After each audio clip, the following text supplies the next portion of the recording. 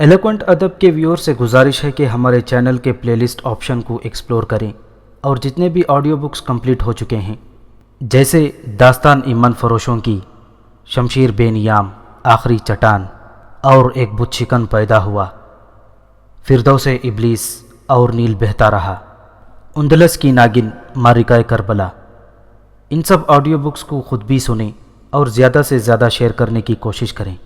یہی ہمیں سپورٹ کرنے کا بہترین طریقہ ہے۔ جزاک اللہ۔ بسم اللہ الرحمن الرحیم۔ امی حضور، قاسم کا پتہ چل گیا ہے۔ اس کے اتنا کہنے کی دیر تھی کہ کمرے میں موجود ہر شخص حیرت سے اچھلا۔ مارسی کی حالت بھی غیر تھی۔ اس نے تجسس، جوش، محبت اور تڑپ کے ملے جلے جذبات سے طاہر کو نظر بھر کر دیکھا اور سب سے پہلے بولی، کیا آپ سچ کہتے ہیں؟ اس کے لہجے میں شرم و حیا کوٹ کوٹ کر بھری ہوئی تھی۔ اس کے فوراً بعد قاسم کی ماں جیسے تڑپ کر بول اٹھی، کہاں ہے میرا بچہ؟ تم نے تو کہا تھا کہ میں اسے ساتھ لاؤں گا۔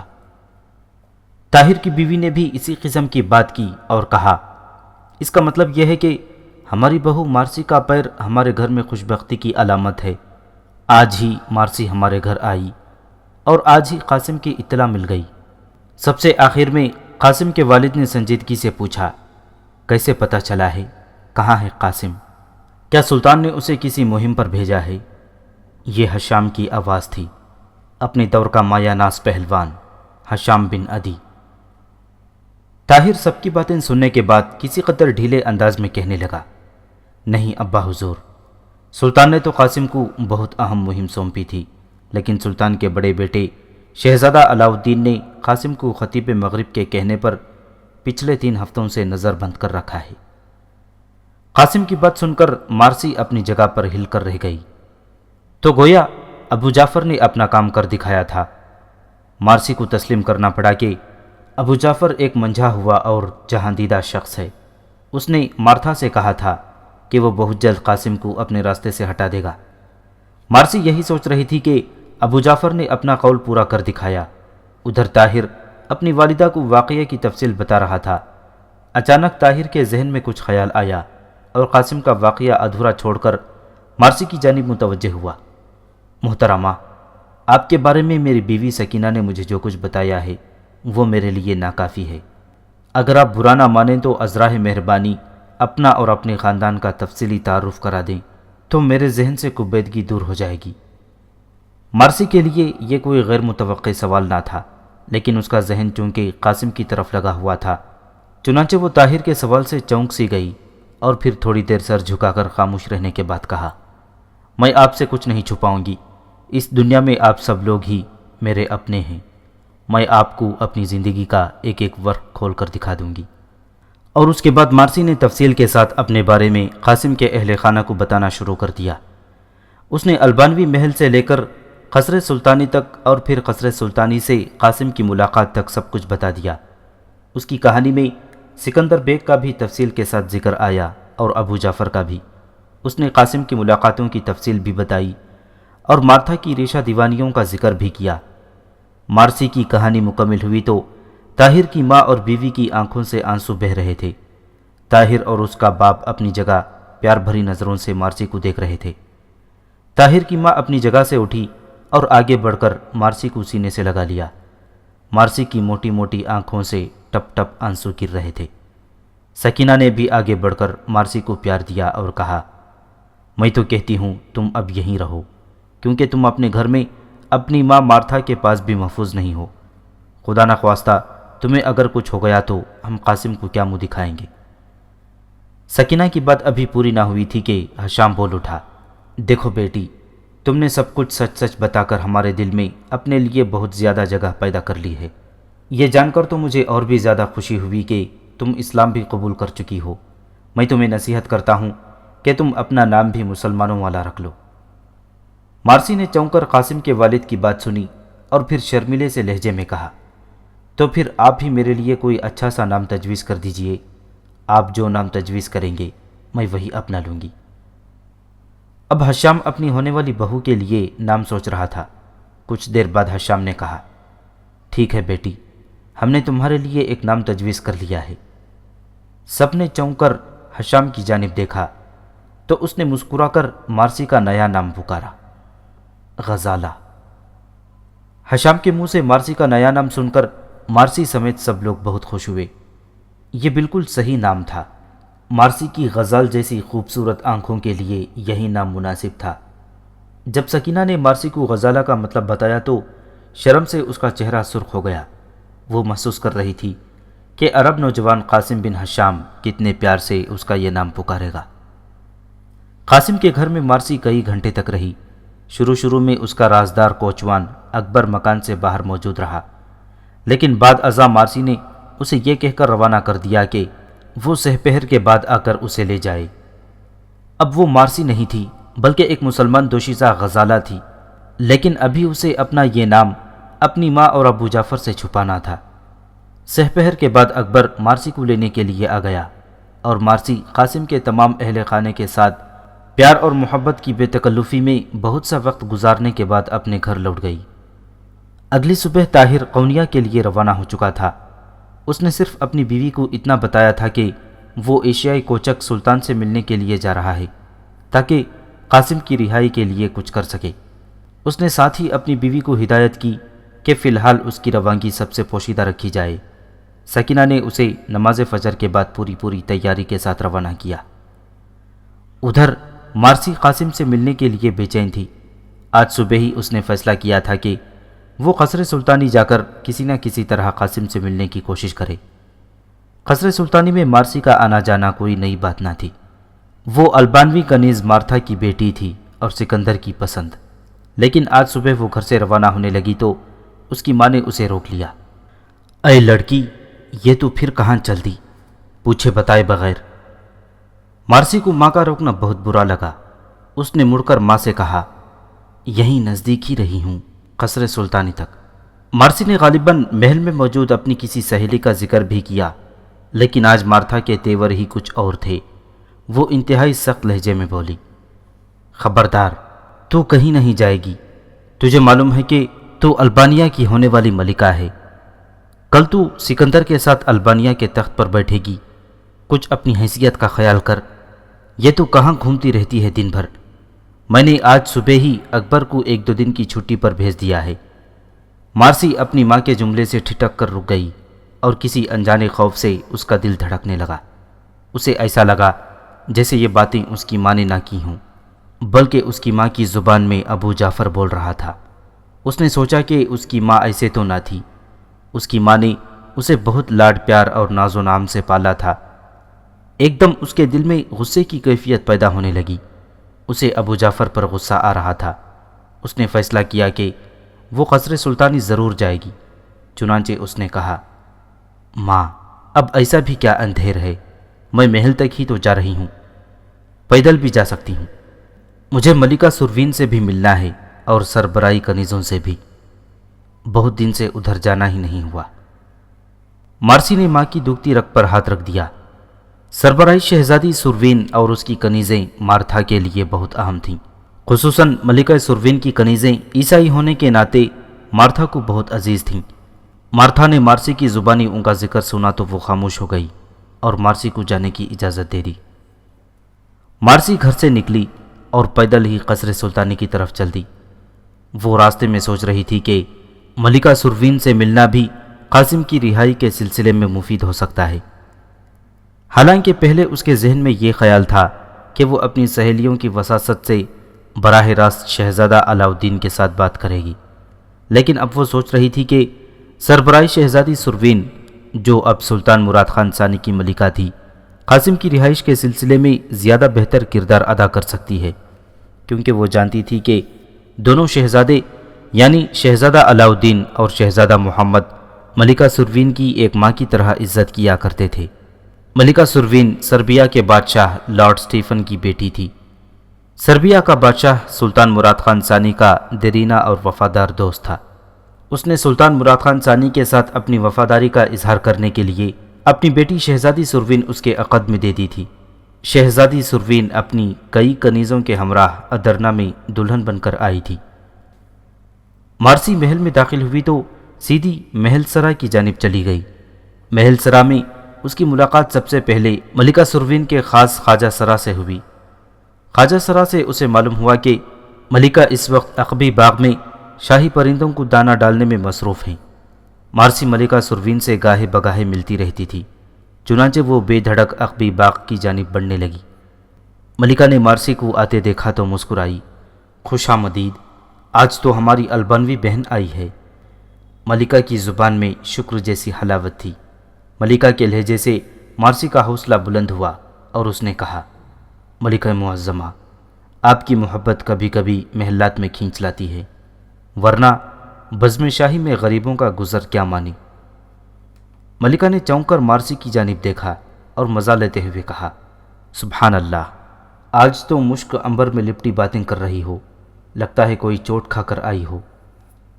مارسی زیر لب مسکرا دی اور سر کو جھٹکتے ہوئے کہا، ملکہ معظمہ کی پاکیزہ زبان سے سبحان اللہ کا لفظ سن کر لگتا ہے کہ ملکہ معظمہ اسلامی معمولات میں دلچسپی لے رہی ہیں۔ ملکہ نے بلا جھجک کہا، کیوں نہیں، اسلام کے ساتھ ہماری دلچسپی روز اول سے ہے۔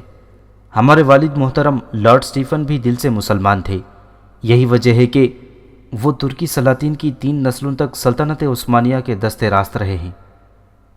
اب مارسی بہت ہی پیار بھری نظروں سے اس باوقار اور حسین ملکہ کو دیکھ رہی تھی۔ کچھ دیر بعد ملکہ نے دریافت کیا، سناؤ مارسی، کیسے آنا ہوا؟ لگتا ہے آج تم ہم سے کچھ مانگنے آئی ہو۔ مارسی نے حیرت سے پلکیں جھپکیں اور پھر مسرت بھرے لہجے میں کہا، عجیب ملکہ معظمہ، بہت عجیب، آپ تو دلوں کے حال جان لیتی ہیں۔ دلوں کے حال صرف اللہ جانتا ہے، ہم نے صرف تمہارے چہرے کی تحریر پڑھی ہے۔ وہ تم نے سنا نہیں کہ چہرے کھلی کتاب ہوا کرتے ہیں؟ ملکہ نے ایک نرم سی مسکراہٹ کے ساتھ کہا۔ اب مارسی نے مدعا بیان کرنا چاہا، ملکہ معظمہ، آپ نے غالباً سنا ہوگا کہ سلطان معظم نے ایک عرب نوجوان کو شاہی سراغ رساں مقرر کیا ہے۔ لگتا ہے اس سراغ رساں نے تمہارے دل کا سراغ لگا لیا ہے، کیوں؟ کہیں دل تو نہیں دے بیٹھی اس عرب نوجوان کو؟ مارسی کا چہرہ حیا سے تمتما اٹھا۔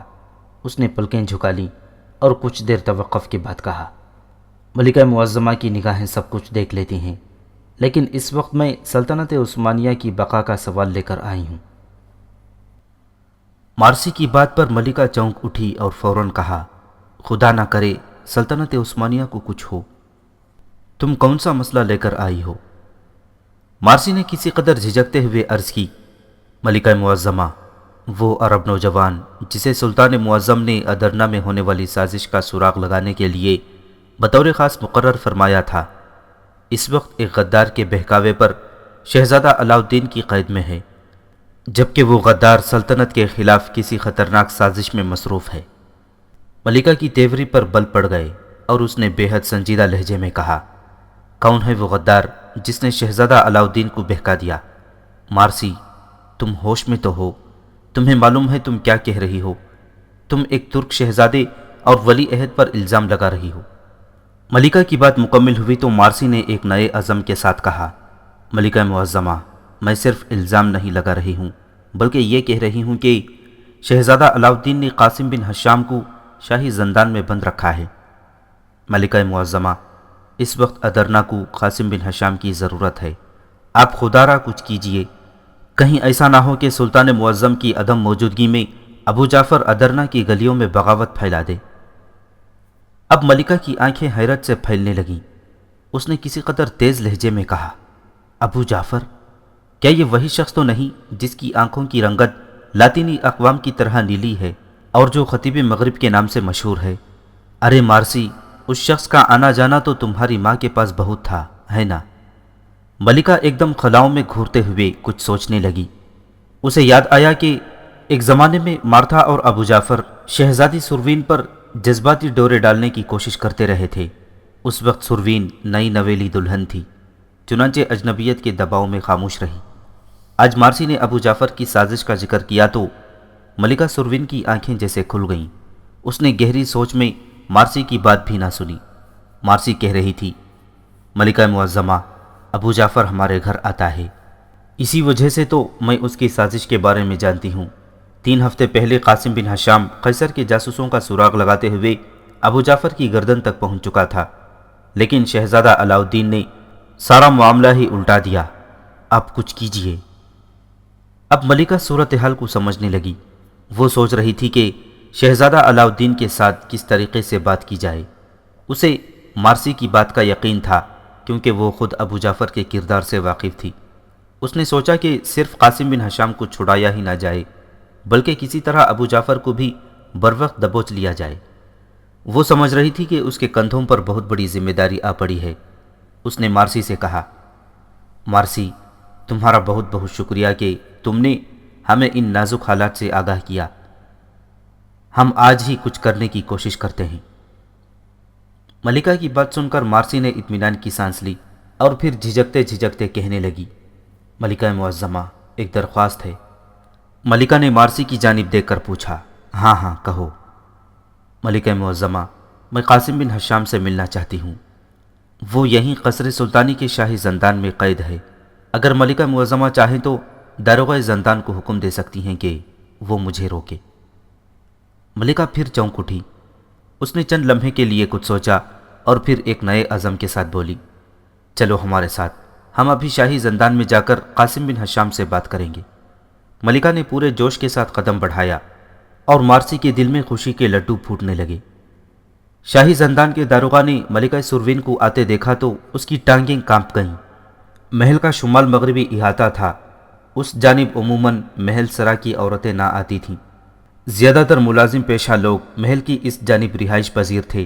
یہاں شاہی استبل بھی تھا اور محل کا اسلحہ خانہ بھی۔ ایک بڑی سی عمارت کے وسط میں ایک بڑا سا کمرہ شاہی زندان تھا۔ ملکہ داروغہ کے قریب پہنچی تو اس نے کمر تک جھک کر ملکہ کو سلام کیا۔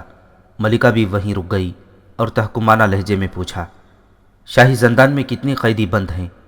ملکہ کا انداز شاہانہ تھا۔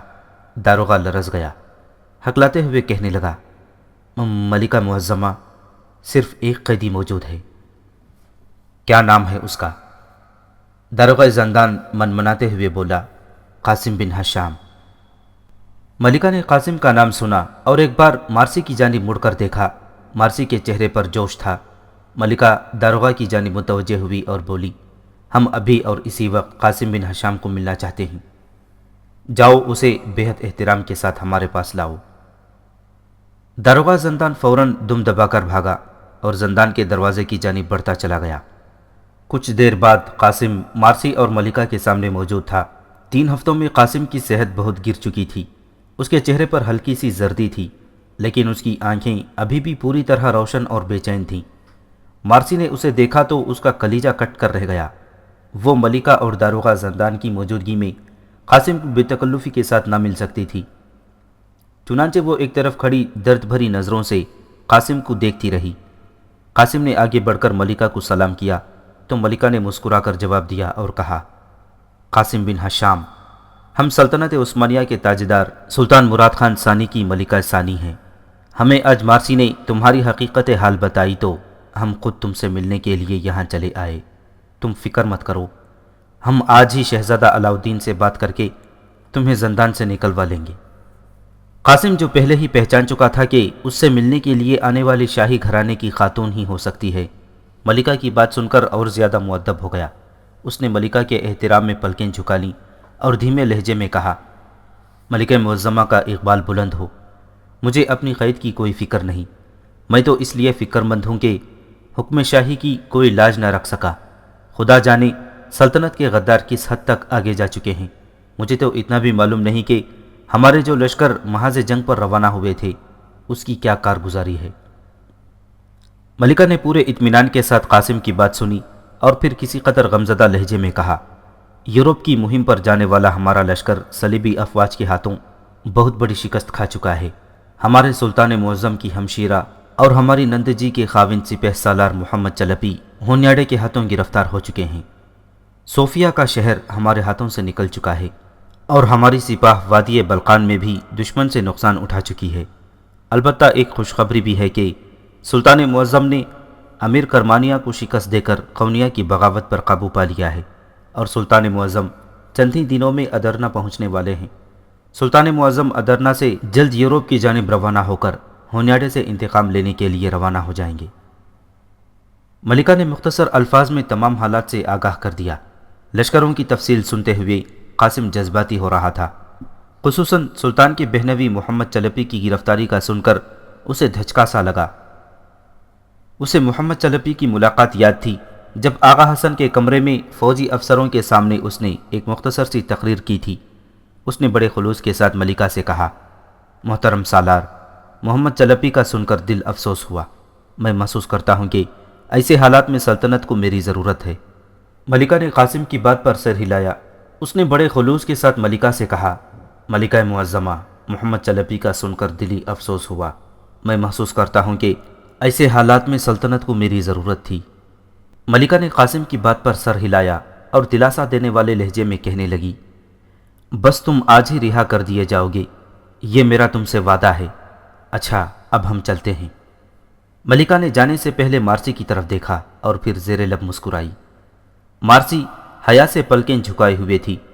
ملکہ واپسی کے لیے مڑی تو مارسی بھی ایک حسرت بھری نگاہ سے قاسم پر ڈالتے ہوئے ملکہ کے ہمراہ روانہ ہونے لگی۔ دونوں کی آنکھیں چار ہوئیں اور آن کی آن میں انہوں نے ایک دوسرے سے بہت کچھ کہہ دیا۔ قاسم نے قدرے ہلکی آواز میں مارسی کا نام پکارا تو مارسی ایک لمحے کے لیے ٹھٹکی اور پھر جاتے جاتے مسکرا کر قاسم سے کہا، مارسی نہیں، غزالہ، یہ آپ کے والد محترم کا دیا ہوا نام ہے۔ اتنا کہہ کر مارسی بھی ملکہ کے پیچھے لپکی اور تیز تیز قدم اٹھاتی ہوئی باہر چلی گئی۔ اس کے آخری الفاظ ابھی تک قاسم کی کانوں میں گونج رہے تھے، مارسی نہیں، غزالہ، آپ کے والد محترم کا دیا ہوا نام ہے۔ تو گویا مارسی قاسم کے اہل خانہ سے مل چکی تھی۔ قاسم کے دل میں مسرت کی لہر دوڑ گئی۔ ادھر طاہر بن ہشام آندھی اور طوفان کی طرح سفر کرتا ہوا لشکر سلطانی کی طرف چلا جا رہا تھا، لیکن ابھی وہ راستے میں ہی تھا کہ اسے سلطانی لشکر کی واپسی کی خبر ملی۔ پھر بھی تیز رفتاری سے سفر کرتا رہا۔ اس کے پاس شہزادہ محمد کا خط تھا اور اسے اپنے بھائی قاسم کو شہزادہ علاؤالدین کی قید سے آزاد کروانا تھا۔ وہ درے دانیال عبور کر کے ایشیائی کوچک میں داخل ہوا تو اسے سلطانی لشکر کی واپسی کے آثار نظر آنے لگے۔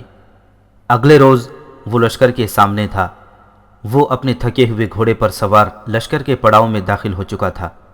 کچھ ہی دیر بعد وہ سلطان کی خدمت میں شہزادہ محمد کا خط پیش کر رہا تھا۔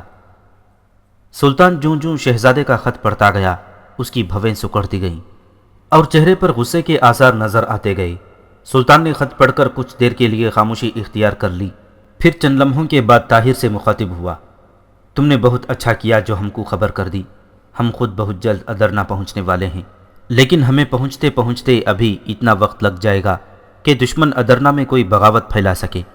اس لیے ہم چاہتے ہیں کہ اپنے تیز رفتار قاصد کو تمہارے ہمراہ روانہ کر دیں تاکہ قاسم بن ہشام کو شاہی زندان سے رہائی دلائی جا سکے۔ طاہر بھی یہی چاہتا تھا، چنانچہ اس نے آرام کرنا بھی مناسب نہ سمجھا اور اسی وقت شام سے پہلے وہ سلطانی قاصد کے ہمراہ ایشیائی کوچک کی خاک اڑاتا دوبارہ ادرنا کی جانب روانہ ہو چکا تھا۔ لیکن اس سے پہلے کہ طاہر ادرنا پہنچتا، ملکہ معظمہ کے کہنے پر شہزادہ علاؤالدین نے قاسم بن ہشام کو آزاد کر دیا تھا، اور جس روز طاہر ادرنا واپس پہنچا، قاسم گھر میں موجود تھا۔ طاہر قصر سلطانی سے فارغ ہو کر لوٹا تو اس نے قاسم اور طاہر کو گھر کے صحن میں بچوں کے ساتھ کھیلتے ہوئے پایا۔ اس کی نظر قاسم پر پڑی اور یکلخت اس کی ساری تھکاوٹ دور ہو گئی۔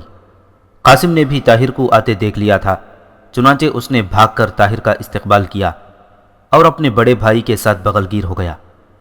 عمر اور علی نے اپنے باپ طاہر کو آتے دیکھا تو چیخ چیخ کر آسمان سر پر اٹھا لیا۔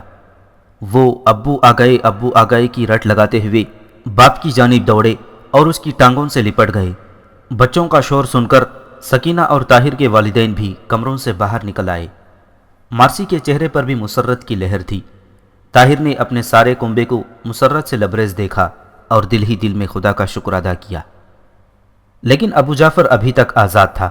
شہزادہ علاؤالدین نے قاسم کو رہا تو کر دیا تھا، لیکن اس شرط پر کہ وہ ابو جعفر پر ہاتھ نہیں ڈالے گا۔ چنانچہ اس نے ابو جعفر اور اس کے ایک دو ساتھیوں کی محض نگرانی کرنے پر اکتفا کیا اور ینیچری میں اپنے دستے کو بھی کسی قسم کے حالات سے نمٹنے کے لیے ذہنی طور پر تیار کر لیا۔ اب وہ سازشی کرداروں کو گرفتار کرنے کے بجائے سلطان کا انتظار کر رہا تھا۔ اس نے شہر میں جگہ جگہ اپنے ماتحت کام کرنے والے ینیچری کے بعد سمجھدار سپاہی پھیلا دیے اور کسی بھی قسم کے حالات کا سامنا کرنے کا عزم کر لیا۔ اسے بے چینی سے سلطان کی واپسی کا انتظار تھا۔ چند ہی دن بعد سلطان مراد خان ثانی کے لوٹنے کی خبر سارے ادرنا میں پھیل گئی۔ زور و شور کے ساتھ شہر کی صفائیاں ہونے لگیں اور دربار شاہی سے منسلک لوگ ذہنی طور پر تیار ہونے لگے۔ ابو جعفر کے دل میں بے حد کھٹکا تھا، خصوصاً جب سے قاسم کو آزاد کیا گیا تھا۔ اسے اپنے بھیانک انجام کا ڈر سا رہنے لگا تھا۔ اس دوران اسے یہ بھی معلوم ہو چکا تھا کہ مارتھا کی بیٹی مارسی قاسم بن ہشام کے گھر آتی جاتی رہتی ہے۔ وہ مارسی پر تاؤ کھا کر رہ جاتا، کیونکہ اب وہ مارسی کو قاسم کے گھر جانے سے روکنا بھی نہیں چاہتا تھا۔ اس طرح قاسم کو مزید ثبوت ہاتھ آنے کا اندیشہ تھا۔ ابھی تک وہ اپنے دل کو یہ کہہ کر تسلی دے لیا کرتا تھا کہ سلطان بغیر ثبوت کے کبھی اس پر ہاتھ نہیں ڈالے گا، لیکن پھر بھی اس کے دل میں سلطان مراد خان ثانی کا خوف گھر کر چکا تھا۔ وہ اٹھتے بیٹھتے، سوتے جاگتے آنے والے وقت کے بارے میں سوچتا رہتا۔ اس نے اپنے ماتحت کام کرنے والے شہر بھر میں قیصر کے جاسوسوں کو چوکنا کر دیا تھا۔ اس کا منصوبہ یہ تھا کہ اگر سلطان نے اسے حراست میں لے لیا تو قیصر کے جاسوس چہروں پر ڈھاٹے باندھ کر شہر میں جگہ جگہ مختلف عمارات کو آگ لگا دیں۔ ینیچری میں موجود غداروں کو بھی اس نے اس کام کے لیے تیار کر رکھا تھا۔ ادھر شہر میں جگہ جگہ آگ لگے اور ادھر وہ شہر میں گھس کر عوام کو لوٹنا اور قتل کرنا شروع کر دیں۔ وہ خود ایک پرانا جاسوس تھا اور اس نے کچی گولیاں نہیں کھیلی تھیں۔ یہی وجہ سے اس نے اپنے فرار کا منصوبہ بھی مکمل طور پر سوچ لیا تھا۔ جو ہی شاہی دستہ اسے گرفتار کر کے قصر سلطانی کی جانب لے جانے لگتا، ینیچری کے غدار سپاہیوں کا ایک خونخوار دستہ اچانک کسی جانب سے شاہی سپاہیوں پر حملہ کر دیتا اور ابو جعفر کو چھڑا لیتا۔ اس نے قاسم بن ہشام کو ختم کرنے کے لیے بھی اپنے خفیہ آدمی لگا رکھے تھے، جو ہر وقت قاسم پر نظر رکھے ہوئے تھے اور موقع پاتے ہی اسے قتل کر دینا چاہتے تھے۔ یوں ابو جعفر سلطان کی واپسی کے ساتھ ہی اپنی سازش کے آخری مرحلے میں عمل کرنے کے لیے تیار بیٹھا تھا۔ اب صرف اس کے لیے ایک کام کی منصوبہ بندی باقی رہ گئی تھی۔ وہ تھا مارتھا کی بیٹی مارسی کو اس کے گھر سے اغوا کرنا اور صحیح سلامت البانیہ کے بادشاہ سکندر بیگ تک پہنچانا۔ یہی وجہ تھی کہ وہ مارسی کو قاسم کے گھر آتا جاتا دیکھتا تو سانپ کی طرح بل کھا کر رہ جاتا۔ سکندر بیگ جب سے ادرنا چھوڑ کر گیا تھا، ابو جعفر اس کے ساتھ رابطے میں تھا۔ چند دن قبل ہی سکندر نے ابو جعفر کو پیغام بھیجا تھا کہ وہ اس کی امانت یعنی مارسی کو اس تک پہنچا دے، اور اب ابو جعفر یہ چاہتا تھا کہ سلطان کی آمد سے پہلے پہلے وہ اس قضیے کو بھی نمٹا دے۔ چنانچہ ایک دن اس نے مارسی کو اغوا کرنے کی منصوبہ بندی مکمل کر لی۔ یہ ایک سرد رات تھی۔ ستاروں کا کارواں مشرق سے مغرب کی طرف محو سفر تھا۔ ادرنا کے لوگ بند کمرے میں خواب خرگوش کے مزے لے رہے تھے اور ویران گلیوں میں آوارہ کتے اجارہ داری کر رہے تھے۔ اتنے میں قصر سلطانی کے عقبی محلے میں 4 گھڑ سوار نمودار ہوئے۔ ابو جعفر سب سے آگے تھا۔ یہ چاروں گھڑ سوار نقاب پوش تھے۔ ابو جعفر اپنے نقاب پوش ساتھیوں کو لے کر مارتھا کے دروازے پر آیا۔ وہ گھوڑے سے اترا اور اپنے خنجر کے دستے سے گھر کے دروازے پر دستک دی۔ اس دوران اس کے ساتھی نقاب پوش بھی اپنے گھوڑوں سے اتر چکے تھے۔ 2 نقاب پوشوں نے اپنے گھوڑوں کی لگامیں تیسرے نقاب پوش کو تھما دی۔ اسی تیسرے نقاب پوش نے ابو جعفر کے گھوڑے کی لگام بھی تھام لی اور چاروں گھوڑوں کو لے کر ایک جانب اوٹ میں کھڑا ہو گیا۔ ابو جعفر کے ساتھ موجود دونوں نقاب پوش مکان کی ایک دیوار کے ساتھ چپک کر کھڑے ہو گئے تاکہ دروازے کھلنے پر دکھائی نہ دیں۔ ابو جعفر کی تلوار نیام میں تھی اور اس نے دروازہ کھٹکھٹانے سے پہلے اپنے چہرے سے نقاب ہٹا لیا تھا۔ جو ہی دروازے کی پرلی جانب سے مارتھا کے بوڑھے خادم نے سوال کیا، کون ہے؟ تو ابو جعفر نے کہا، یہ میں ہوں ابو جعفر، دروازہ کھولو اور اپنی مالکن مارتھا کو میرے آنے کی اطلاع دو۔ مارتھا کے خادم نے ابو جعفر کی آواز پہچان لی اور اس نے دروازہ کھول دیا۔ اگلے لمحے بوڑھے خادم کا سر دھڑ سے جدا ہو کر دیوڑی میں لڑک رہا تھا۔ ابو جعفر تلوار نکالنے اور خادم کا سر کاٹنے میں بہت پھرتی دکھائی تھی۔ اس کام سے فارغ ہو کر اس نے اپنے دونوں ساتھیوں کو اندر آنے کا اشارہ کیا اور وہ تینوں مارتھا کے مکان میں چلے گئے۔ یہاں کل 5 افراد مقیم تھے، ایک مارتھا، ایک مارسی کا بگیبان اکبر، ایک مارتھا کی خادمہ اور ایک ان کا یہ بوڑھا خادم جو ابھی ابھی ابو جعفر کے وار سے موت کا ذائقہ چکھ چکا تھا۔ ابو جعفر کو کسی مزاحمت کا اندیشہ نہ تھا، چنانچہ وہ بے دھڑک مارتھا اور اس کی بیٹی کے کمرے تک پہنچ گیا۔ اب اسے یہ کوشش کرنی تھی کہ مارتھا کسی قسم کی مزاحمت کیے بغیر اپنی بیٹی کو ان کے حوالے کر دے۔ وہ جانتا تھا کہ مارتھا اپنی بیٹی سے دیوانہ وار محبت کرتی ہے، جبکہ اسے یہ بھی معلوم تھا کہ مارتھا خود مارسی کو سکندر بیگ کی ملکہ بنانا چاہتی ہے۔ وہ یہ بھی کر سکتا تھا کہ سیدھے طریقے سے مارتھا سے کہتا کہ وہ مارسی کو اس کے آدمیوں کے ہمراہ سکندر بیگ کی جانب روانہ کر دے، لیکن اسے یقین تھا کہ مارسی کبھی اس کے ساتھ چلنے کے لیے تیار نہ ہوگی۔ چنانچہ اس نے مارسی کو اغوا کرنے کا فیصلہ کر لیا اور سوچا کہ اس طرح وہ ایک تیر سے دو شکار بھی کر سکتا تھا، لیکن یہاں آ کر نتیجہ اس کی توقع کے برعکس نکلا۔ مارسی اس کے لیے ترنے والا ثابت ہوئی، بلکہ حلق پر چپتا ہوا کانٹا بن گئی۔ اس نے جو ہی مارتھا کو اپنی آواز کا دھوکہ دے کر دروازہ کھلوایا تھا، اندر داخل ہوا تو مارسی کو شمشیر بکف دیکھ کر اس کے ماتھے پر پسینہ آ گیا۔ مارسی کے ہاتھ میں تلوار تھی اور وہ مرنے مارنے کے لیے پوری طرح تیار تھی۔ ابو جعفر نے اپنی تلوار میں ہاتھ ڈالتے ہوئے انتہائی مکاری سے کہا، مارتھا دیکھو، میں تمہاری بیٹی کو لینے آیا ہوں، اسے دعا دو، یہ سکندر بیگ کی ملکہ بننے جا رہی ہے۔ ابو جعفر کی بات ابھی مکمل نہ ہوئی تھی کہ مارسی خونخوار لہجے میں بول اٹھی، خبردار، ایک قدم بھی میری جانب بڑھایا تو ٹکڑے ٹکڑے کر دوں گی۔ مارتھا کے لیے یہ منظر بالکل غیر متوقع تھا۔ وہ اپنی بیٹی کو ملکہ تو بنانا چاہتی تھی، اسے مارسی سے بے حد محبت تھی۔ اس نے ابو جعفر کو اس طرح آدھی رات کے وقت ننگی تلوار لیے اپنے گھر میں داخل ہوتے ہوئے دیکھا تو دہل گئی۔ اب وہ یہ بھول چکی تھی کہ مارسی کے لیے سکندر بیگ سے اچھا کوئی رشتہ نہیں۔ اسے محسوس ہوا کہ اس کی بیٹی لٹیروں کے ہمراہ محفوظ نہیں ہوگی۔ چنانچہ اس نے پوری ہمت سے کہا، ابو جعفر، مجھے تم سے یہ امید نہ تھی۔ آج تم نے ثابت کر دیا کہ تم ایک اچھے نہیں بلکہ ایک بد فطرت انسان ہو۔ تم مارسی کو اغوا کر کے ہی کیوں لے جانا چاہتے ہو، جب میں نے تم سے وعدہ کیا ہے کہ میں مارسی کو سکندر بیگ کے ساتھ شادی کرنے پر آمادہ کر لوں گی۔ اس میں کچھ شک نہیں کہ میں صلیب کے لیے اب تک تمہارا بہت ساتھ دیتی آئی ہوں، لیکن یاد رکھو کہ میں اپنی بیٹی کو اپنی آنکھوں کے سامنے اغوا ہوتے نہیں دیکھ سکتی۔ مارتھا کی بات مکمل ہوئی ہی تھی کہ یک لخت کمرہ ابو جعفر کے قہقہے سے گونج اٹھا۔